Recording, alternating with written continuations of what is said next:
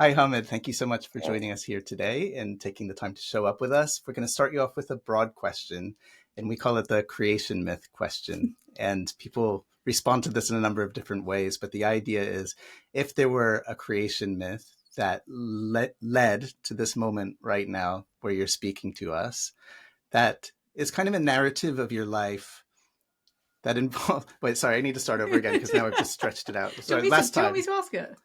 Or do you prefer to ask I want to ask it, but Okay. let me just not mess it up. Yeah, it's not You a get the surprise best question of us anyway. every time. Okay, I love it. Here we go.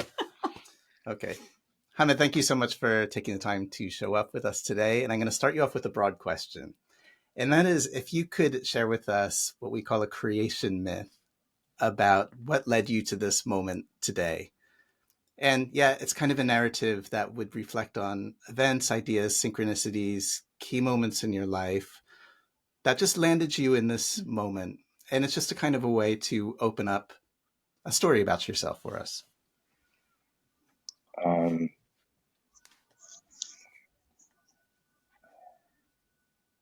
I would say I was born and raised in Beirut. I grew up queer and gender messy. Let's say gender divergent. And grew up under both Israeli and Ba'athist occupation of Lebanon at the time.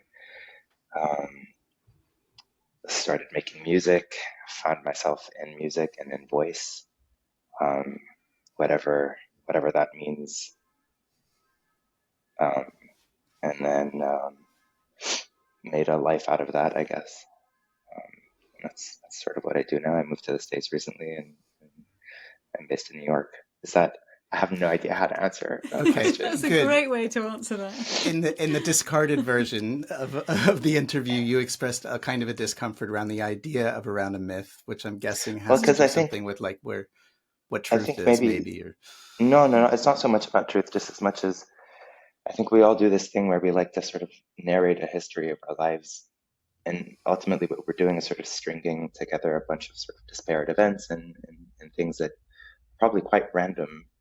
And we tend to narrate these things in a way that sort of suggests that there's a selfhood that is very much in control of all of that. And I think maybe I'm not completely convinced that's true. Do you have an anti-myth? Ooh. An anti-myth? That's a great question. Do I have an anti-myth? Yeah, I think that's where most people go when they're singing. I think there's a version of things where you sort of retract into being a body. And there's a beauty in that, in just being a body with what a body needs.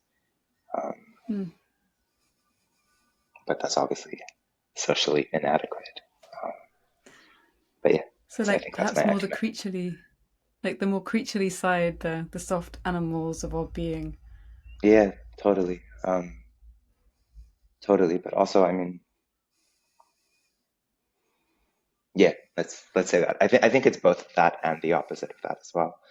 I think with singing in particular, there's always like a minute when I know I'm going to start getting really wanky, and we are there again. Let's do it. Let's do it. I think Julia Kristeva talks about this thing called Cora, right? And when she's talking about it, she uses the example of babies, and babies sort of screaming before they have language, and how that sort of use of the voice sort of suggests that there's this whole version of meaning that exists outside of words. And some of it is really sort of primal, and it's just what a baby needs is food and, to be picked up and to be safe. And I think maybe there's a version of that we sort of touch on when we sing, where there's all this sort of surplus meaning in life that we haven't necessarily codified into language, and singing sort of gestures towards that. It's like this sort of excessive prosody. So yeah, I mean, I feel like it's a very corporeal way of being a body, but also so much more than what we understand to be more than a body socially. So you're kind of talking about if I'm hearing you right, you're talking about a resistance to being tied down to a kind of narrative, hence the kind of discomfort in the myth. And that actually there's a, I don't know whether you call it a complementarity or a binary in a sense between this kind of more visceral embodied thing and this like, oh, well, Hamid was born in Beirut and did this, and this, and then he ended up here, which totally, dismisses something. Yeah, and it dismisses community and how we sit within that and how we carry that with us. I don't know. Maybe there is a version of creation myths where people talk about their people. I think there. I mean, I think there is. I think that there is a. The reason that I find the question interesting is because Carl Jung's autobiography he refers to as a myth, the myth of my life, because it's accepting that there's a narrative and a teleology there, and that there's truth in myth, but myth isn't the truth. Yeah. Right. But I hear you. Your resistance, I think, is a different, but also really interesting one. I'm going to start telling people I'm a Jungian. Yes.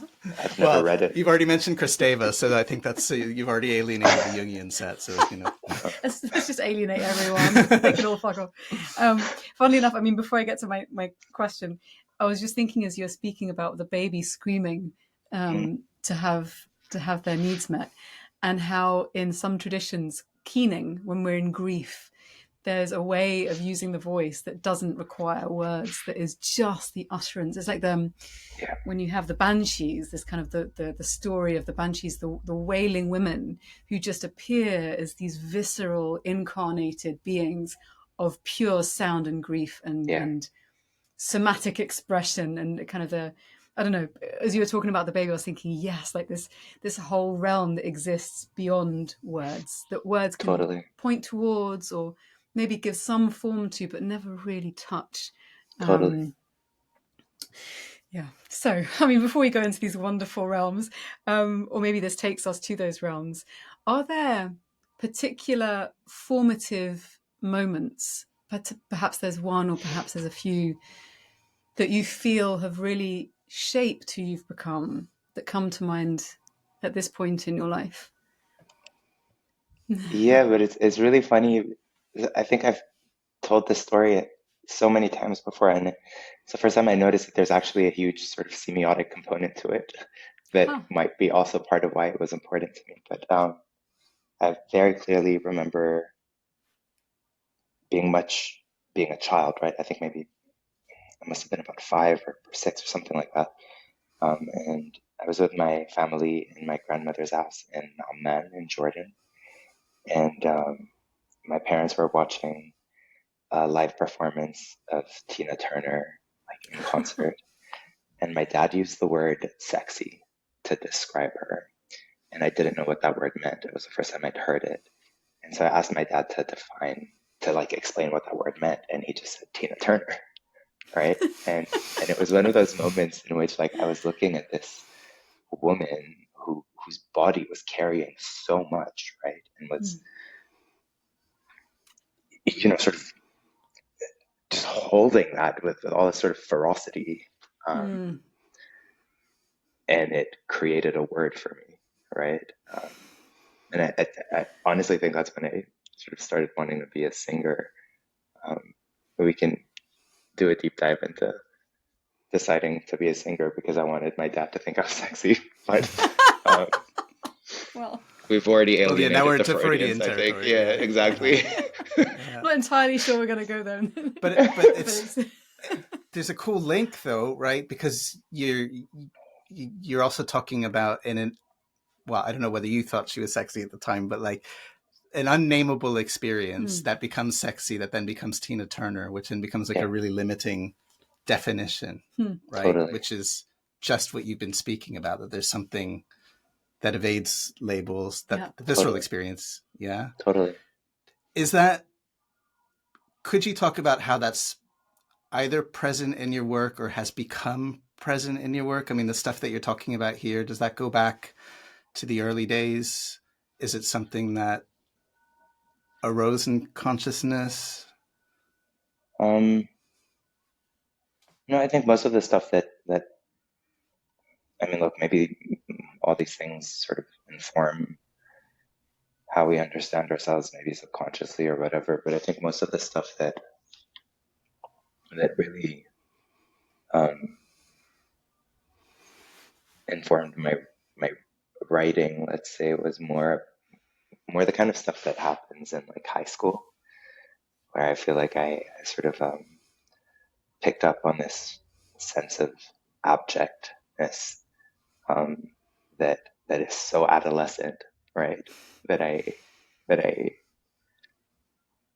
feel like I still carry with me well into my 30s, and that I do think is sort of the place I write from, is very much a sort of like angry proto incel.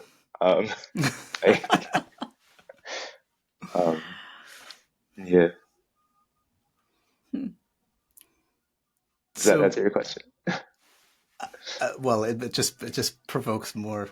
It provokes more, probably. Yeah, because then I become curious about whether what happens to that incel, right? Like, is that a transformative process for him? Is it just is he stuck in screaming like a banshee inside? You know, does he come along? I don't know. I'm kind of curious about how that, because I think we all have, not your experience, but I think people do have that teenage internalized otherness. Yes, yeah. Like there's something that never really quite grows up. Yeah. You know. Well, is maybe that stays its age, but isn't acknowledged and brought into the fold of the ecology of consciousness. Yeah. Right. I don't know that consciousness is necessarily bad. I think it's actually quite adaptive. This sort of nagging teenager in the back of your mind that really just wants to be accepted, I think might be sort of at least for me, might be probably the only reason I care enough to get out of my house and talk to people sometimes. You know what I mean? Like, that might be a sweeping hyperbole, but there's motivation in there, maybe. There is motivation in there, definitely. There's also a lot of self-care in there. Okay. I think, yeah, I mean, going back to that banshee, I suppose, I think there's something really healing and cathartic in like sitting with grief. I don't know. I feel that, to be completely honest, I'm having one of those years where I'm like, I don't think I've ever written a happy song. And I think that has actually done good things for me, though, right? Like I don't see it as sort of sitting in negativity or sort of drowning yourself in bleakness. I think sort of negotiating these things sonically through music or through the voice, like, really does something quite reparative. Yeah. But yeah, I don't know. There's something really interesting there, I think, as well as the ways in which, like, we assume that we have to transform things in order to move forward or to heal. And I think one of the beauties of the arts and music in particular is the fact that it doesn't need to sublimate something. It can just give a beauty and a keenness to the form of feeling that you have that allows it to just move through you. So like if you hear the most beautiful song and it cracks you open, you're bawling your eyes out, there is something so vital and reconnecting you back into life. It's for me, it feels like the opposite of depression. If depression is flatness and disengagement with life and a sense of inability to grasp, that sometimes pain through music is deeply alive and it kind of connects to this deeper yearning and love of life. And sometimes that's exactly what you need to tether you back in and to, yeah, it's super interesting to hear about that. And I think especially when there's so much unexpressed grief in the world, that it can be metabolized through your music in you as part of a wider living body is extraordinary. So we had these, there's this thing in Arabic called, sorry, there's a profession called a nadebe, and they're basically professional mourners. And they were these sort of older women that you would hire to come to funerals. And they would start grieving and lamenting and banging on their chest and crying. And there was something about them publicly allowing themselves to cross that threshold that made it easier for the people around them to then do the same and sort of confront their feelings. And someone asked me recently what I did for a living, and I found myself trying to explain that, right? I found myself trying to explain that. I think especially over the last month, I mean, things have just been so horrific that I feel like those very few moments in which something clicked and my body allows itself to like actually cry. Those moments have been really good for me, right? But almost like a grief doula, someone who just is there sorta, to be able to usher people sorta through.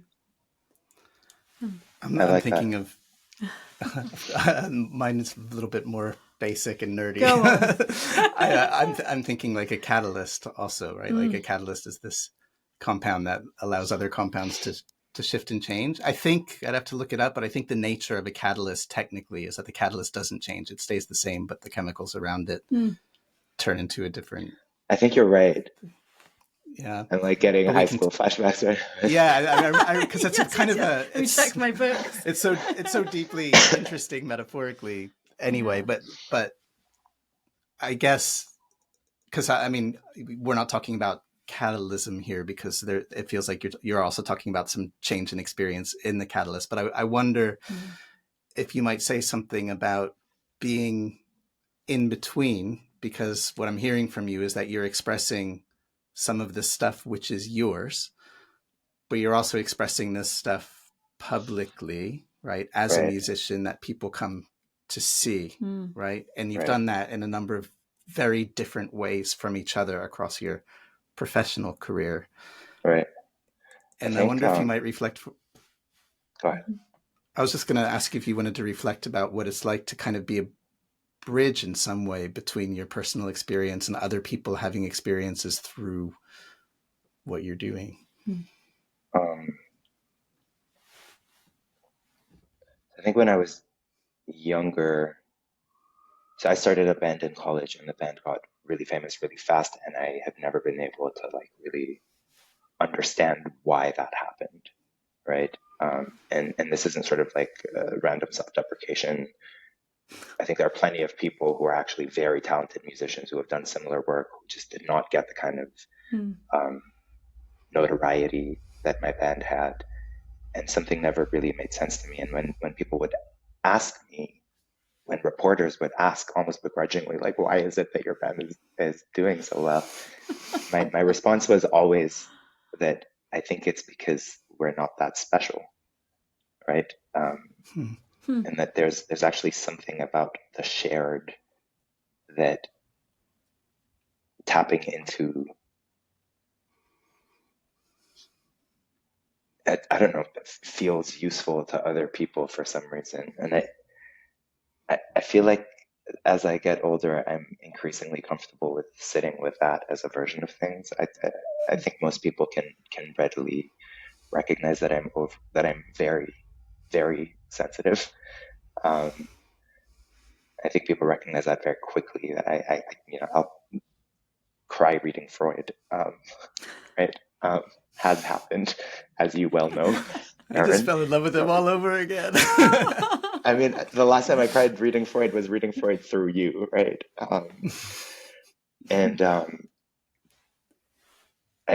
Again, I think it's one of those things where maybe it's like you were saying, it's a catalyst, right? Like where I feel like I'm not that different from most people. I think I'm just very much in touch with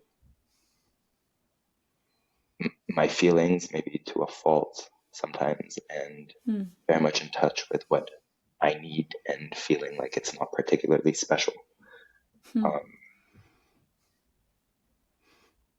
If we were to accept, for the sake of time and argument, that the feelings aren't special, I mean, I think there's another conversation there. Would you accept that the communication of not special feelings is special? yeah, sure. Yeah, I'm not saying otherwise. I mean, there's also a whole sort of creative process that is necessarily sort of individuated sometimes, right? Like I know I'm metabolizing certain things and then putting them in my own words or in my own voice or in my own music or whatever. But I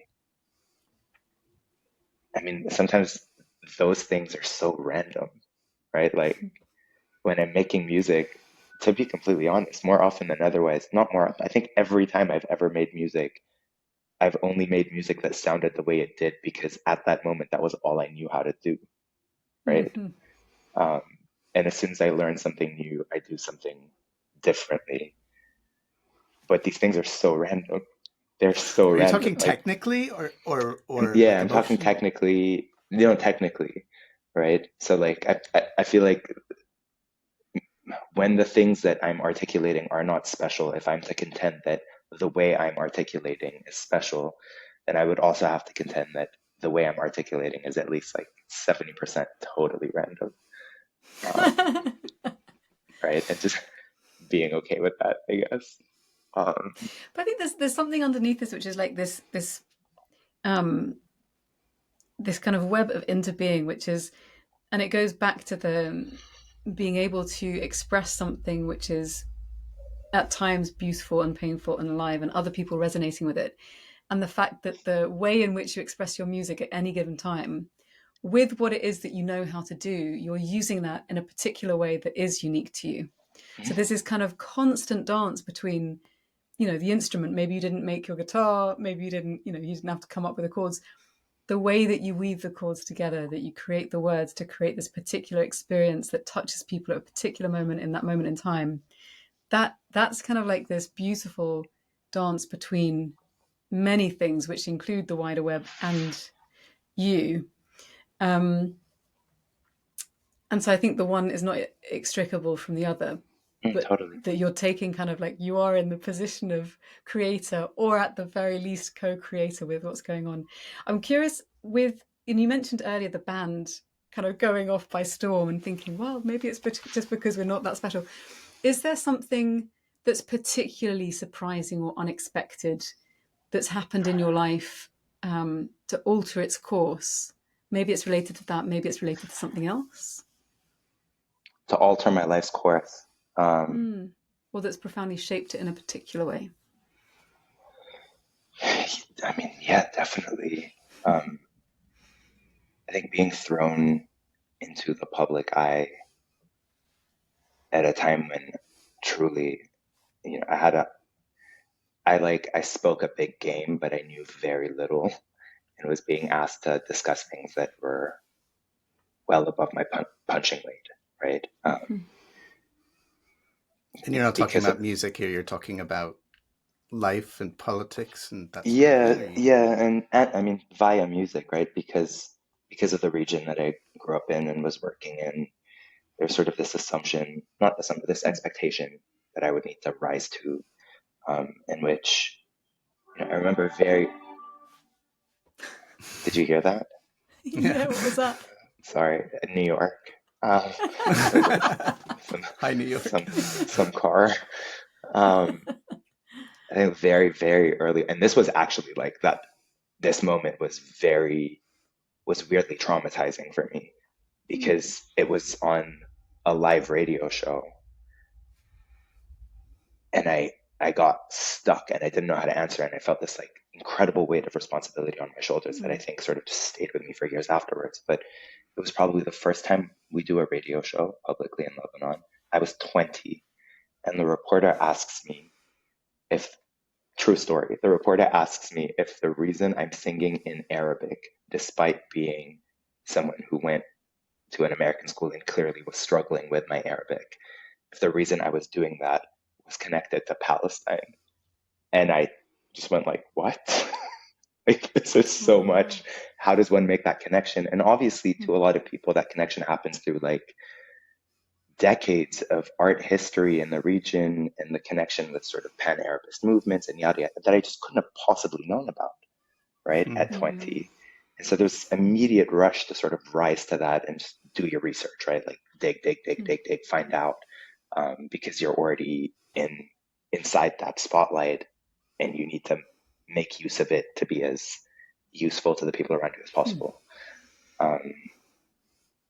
So that was pretty that was pretty fucking formative. Sorry, pretty formative. We're loud language. Yeah. Are we? Yeah. But yeah, generally having to rise to political expectations in my career was really something that I would not have seen for myself before. I think, yeah. I'm just noticing that we start talking about how the musical expression is something very personal, a personal expression of maybe not special feelings. It might be special, and then when that's out there, you find yourself suddenly being an object of use and an object of projection, right?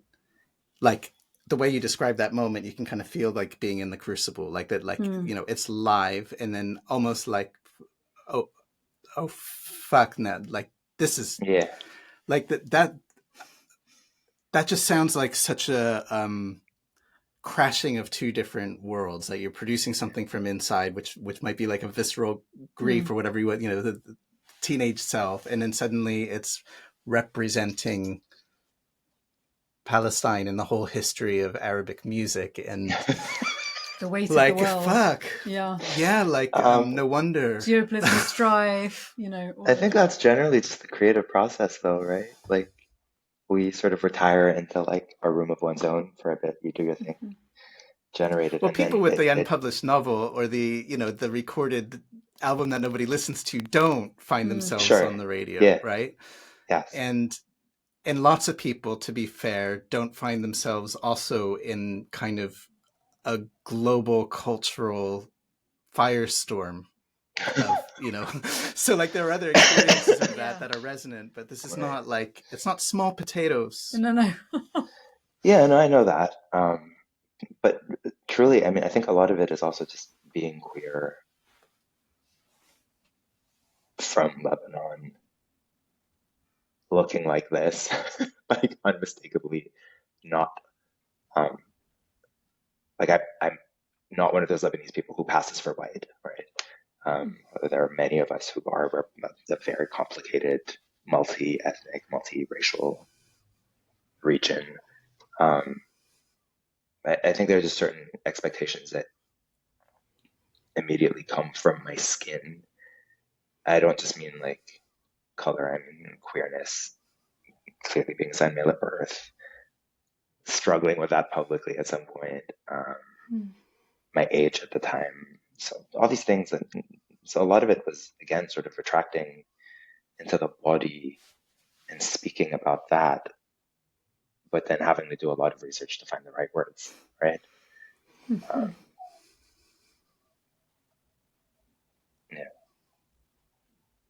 I mean, it was great. It was great while it lasted. I think the other thing that like really sort of threw me was that I did not expect that the band would do very well when we started, because from the get-go, I was like, okay, here's a gay love song. This is the first thing we're releasing, right? Like, bold. This is the hill I will die on, right? And I had very clearly had a conversation with a former mentor of mine, saying that what I wanted to do was create social realist music in the tradition of the Rahbanis and certain Lebanese musicians, and insert that question into that discourse, because I felt like that was constantly left out. And I didn't think it would go anywhere. And then when the band took off, I think at some point I forgot how precarious that was. And so when someone pulled the rug out from under our feet, I had probably stopped expecting it by the time it happened. Um, and I think that really threw me again. Losing a fan to suicide really messed with my head. Um, I mean, there are a bunch of reasons why I decided to walk away from that world. I think it was really just a few years of things that I couldn't have possibly expected. And so when things got really, and especially when you feel like the ground that you're standing on isn't sand anymore, that it's maybe solid earth, and then suddenly things shift and you're swept out to sea. And you mentioned the fan who takes their life from suicide. When you're confronted with so much, especially for someone who is, who is passionate and very sensitive, and it sounds like you didn't have great expectations, like you weren't in it to gain this extraordinary amount of fame. Even if you had, that would have been fine. It's just a different thing. How did you cope at the time when faced with such, it must have been very just complicated, but the sense of disaster? Mm.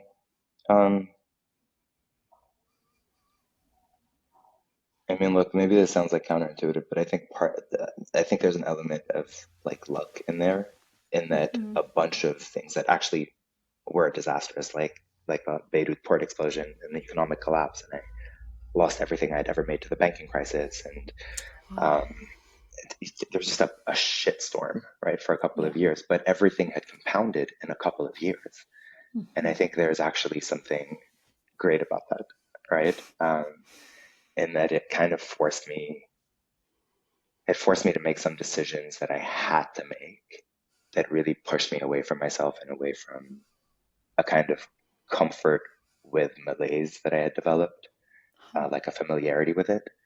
I had originally moved to New York, I think, to try to get away from that. And then all of this stuff happens and COVID happens. Wow, this stuff is like, this is all 2019, 2020.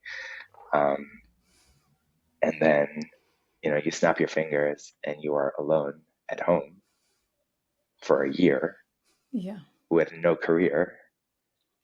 And it's just that there was a kind of sitting with myself that I got to do that I think was quite. I'd like to believe that I grew from there. I think I might have been a bit more of an asshole before that. I'd like to think I'm blessed. I'd like to think I'm a bit nicer at this point. You sound a little bit unconvinced. Yes, yeah. Because I do. I think I struggle sometimes with allowing people the same amount of grace that I know I would have appreciated, but was not always given. And I think sometimes it's easier to afford people that grace when I'm not directly implicated in, what they're doing. I think it's a very human experience. Yeah, sure. I mean, I would love to be bigger than that, but I know. But are you talking I'm as about fallible as the rest of us. Are you talking about grace for yourself? Or are you talking about grace of others? I'm talking about affording people that grace of, we all grew up in shit societies and had to inherit a bunch of horrible opinions and horrible political stances, and grew up with people who normalize that for us, and it takes a lot of work to undo that, right? And I know I had to unlearn and relearn a lot of things, and I think I'll probably have to. I mean, I hope I get to do that till the day I die, but I probably have to do a bunch of that right now, even. And I feel like often when I see someone saying something that is quite belligerently hurtful, it is sometimes quite difficult to remember that this is someone who's also going through that whole journey of unlearning and relearning and growth. And we're not born politically perfect, right?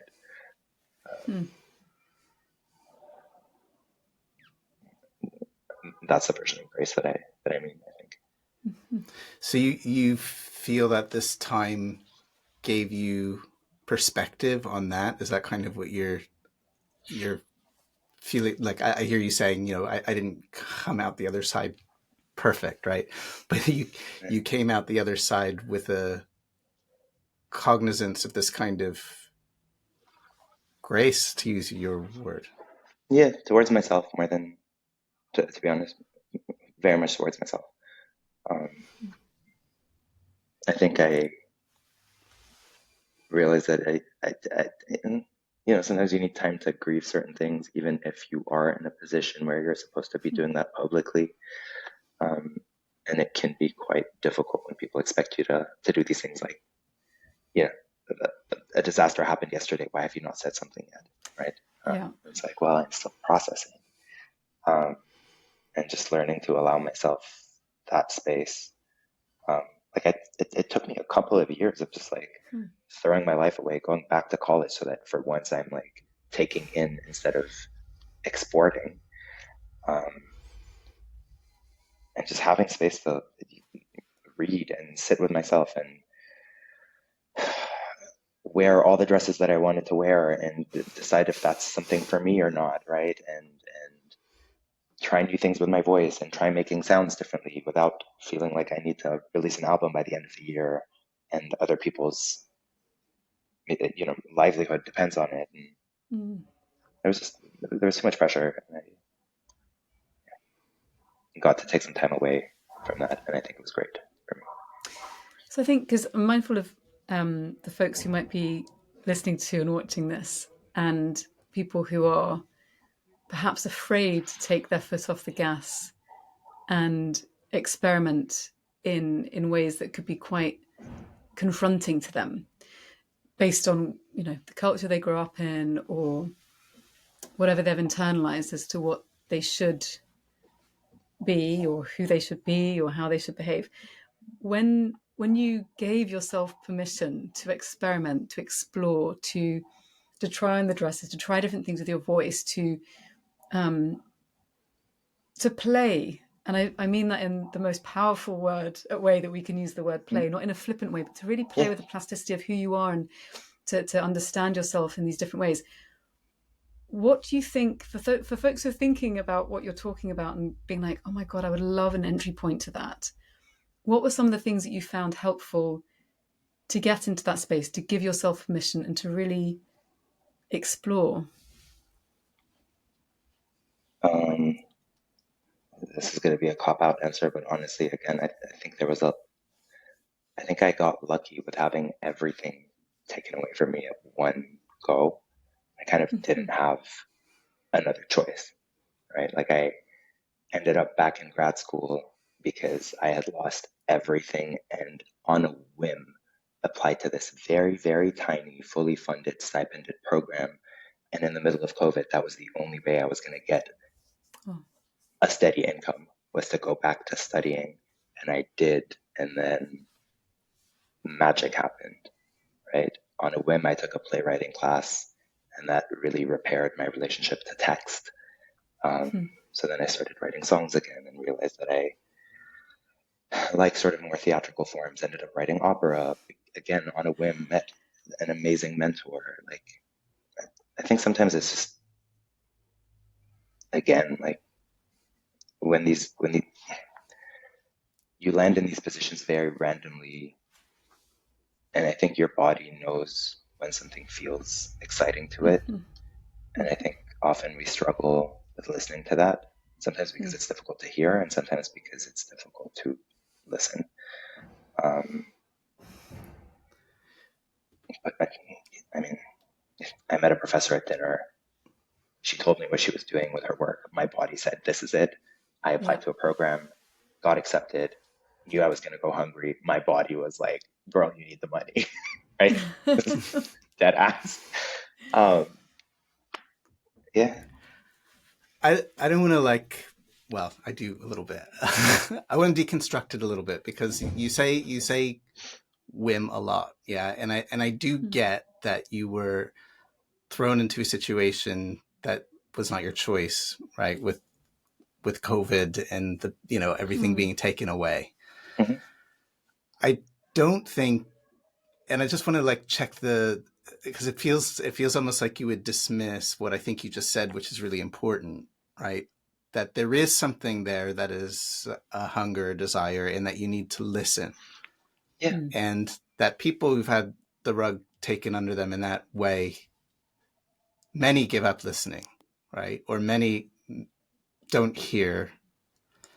And while I accept that, that this fellowship just happened to be around or something, I do feel like you might know something about what it's like to listen in to a quiet voice amongst maybe a lot of darkness that is resilient.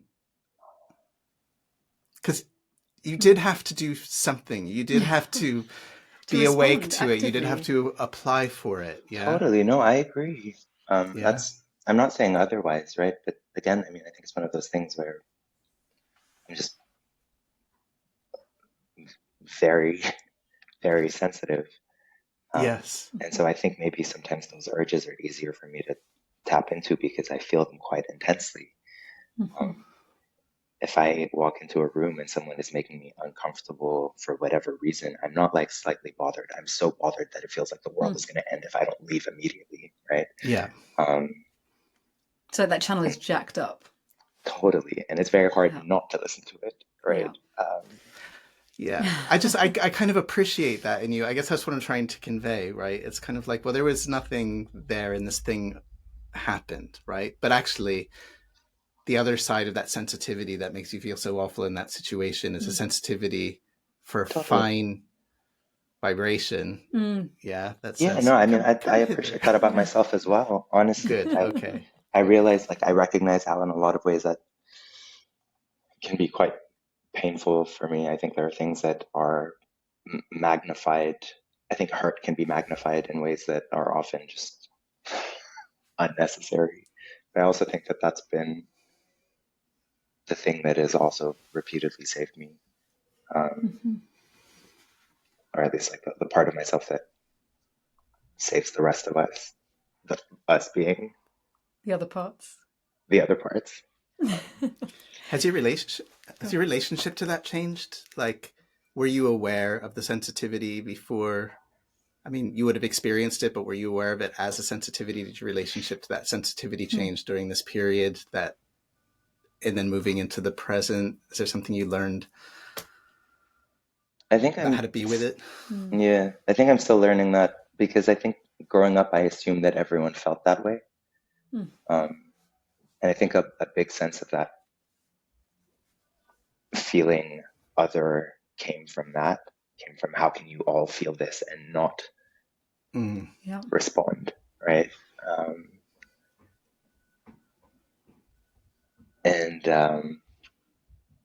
I mean, I truly, this happened maybe 3 months ago. I was sitting with a friend who I don't see very often, and he was like, yeah, you're very, very sensitive.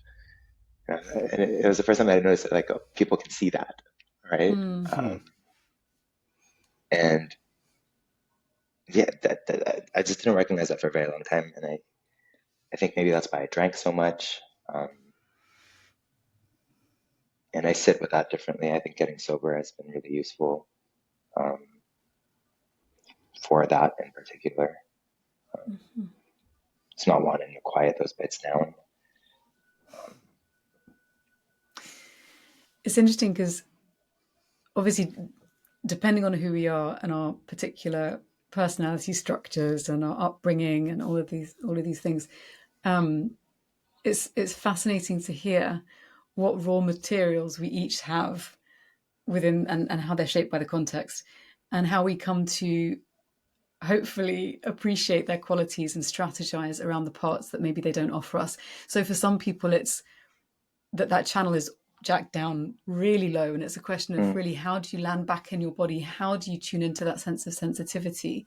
Right. How do you learn to pay attention to the quietest of sensations of maybe there is joy this way, or maybe there's purpose in this particular route, or and then for other folks it can be quite the opposite, which is, how do I come to this is one of the versions of it, how do I come to appreciate and see the beauty in something which has caused me to feel so much of the pain in others, or to shut down because it's been too overwhelming.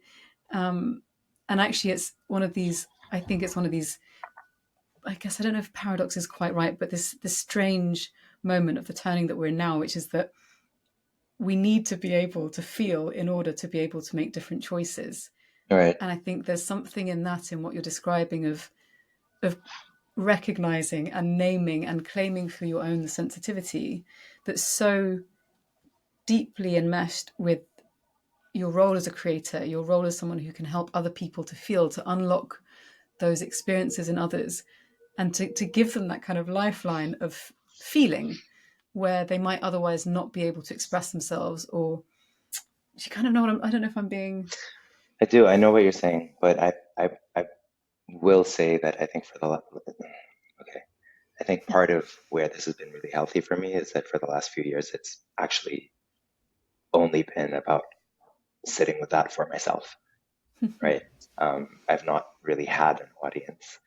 I mean, I played like one show back in July, and my next show is in January, and that's the first time I get on stage in 5 years. Come to Barcelona. I'd love to hear you. We'll put on a I'd night love for to you. come back to Barcelona. Oh my God, I haven't been in years. Come. But yeah, I mean, there's this is going to sound very melodramatic, which I know from so far in the conversation sounds really out of character for me. But I think having an audience for so long and having all of my creative output be tied to that audience and their reception of it actually did sort of sever that relationship, or not sever it as much as I don't want to use the word pervert, but pervert it, right? Where I could feel all these things, but it felt like I had to feel them a certain way so that other people would be okay with it, right? And then when we kept getting banned from places, I started feeling like as soon as I try to sit with that, oh God, this can sound very granola, but as soon as I try to sit with that channel or whatever you want to call it, that sort of state of being, of allowing myself to be hypersensitive and as soon as I try to sit with it, I'd feel like I was going to get punished before I'd even done anything, right? So I stopped writing music for a while. And again, that was the magic of going back to school. It sounds like it becomes, and this is my word, and I don't have any music in me at all, so it's a That's think not about true. it later, but very You little. have a little Okay, bit. we won't go there. I was Sorry, singing. I'm so tempted to say something. I was so tempted to crack a joke, but I know we're recording. I'm gonna not do it. You got it. No, it's not too dumb. I'm curious. Anyway, where were we? Yeah. Okay. It sounds dangerous to me, Hamid. Like it sounds like it comes from this really deep visceral place. It's an expression of a part of the self that's kind of in some ways beyond words, that gets put into words. It's just the elements of like the awkward but motivating teenager, right? And then and it also seems like quite an introverted process. So you're drawing on all of this material and the technical skills that are randomly present at the time to produce this thing. And then it's out there. So like this vulnerable thing is suddenly out there, which to me feels very dangerous. It is. Right? It is. So that's, so it can you say is. something about, so how do, and then if you're super sensitive like you are, and then B, if you're occupying a space, to use a really overused word, but that's as intersectional and is the one that you're kind of talking about, right? So on the one hand, I'm like, no wonder you'd suffer, and like, no wonder like it's so hard. And at the same time, could you say something about where that puts you? Because it also didn't sound like you have a lot of choice to be like, well, fuck it, you know. Yeah. Would you prefer to be less dangerous? You know, I don't know. Yeah, no. If I could, I said this often. I feel like if I knew how a career in music would feel, and if I had it in me to do anything else, I might have chosen to do something else. Wow. Because there's just a constant, although I'm as grateful for it as I am ungrateful for it, right? It's constant. It's like this constant drum that's just being in your ear. And I think at some point I have to like acknowledge that I'm still working on this. I'm not going to say I'm there yet, but I don't think the suffering comes from the work itself. I think it comes from how receptive, how I avail myself to people's opinions. And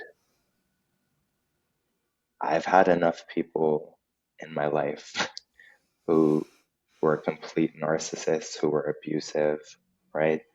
Where I should be able to recognize that if I don't know you, I don't know where your opinion is coming from. You could just be a really hurtful person. Does that even matter? I don't know. I'm trying to do this thing where I decide that there's a handful of people who actually know me, whose opinions I will care about, and that the internet is the internet. But Yeah. I'm not there yet. I'm not there yet. Yeah. Like I fight with people online all the time. I think Brene Brown has something like that. She did a Netflix talk ages ago about this and about how if you're not in the ring, your opinion doesn't count. And she just made the decision. It's like, if you're not in this fight, showing up and being here, Yeah. then you can give it all that you want, but you're not gonna, you're not in the ring with me. Yeah, I think that's what I want. I think I want that. I don't know. I don't know how easy it is when you're constantly like high strung to not sort of pop. But I think it's a practice more than a destination. It's a practice. I agree. Yeah. But I love how you phrased it. Definitely pull that bit out. I think that where you located the suffering is in your relationship to those people's words or opinions. And I do think that's definitely a work in progress. But to have that as an idea in a scaffold feels also really helpful. Yeah. So we're kind of coming to time. As always, we could go for much longer, but how are you feeling right now? Good. Yeah. Good. Yeah. I'm in a very new environment. It's beautiful. So everything's kind of surreal right now. This is a friend's house. No, this is a friend's house, and I don't really, we don't know each other very well. I'm just gonna help him shoot something when we're done, and I needed somewhere quiet to do it without going back to Jersey. Well, we can thank him for their backdrop and their Wi-Fi. Yeah, brilliant. It's all in community. Is there anything that we spoke about today that helped you clarify your insights or perspectives, or gave you a new angle on it?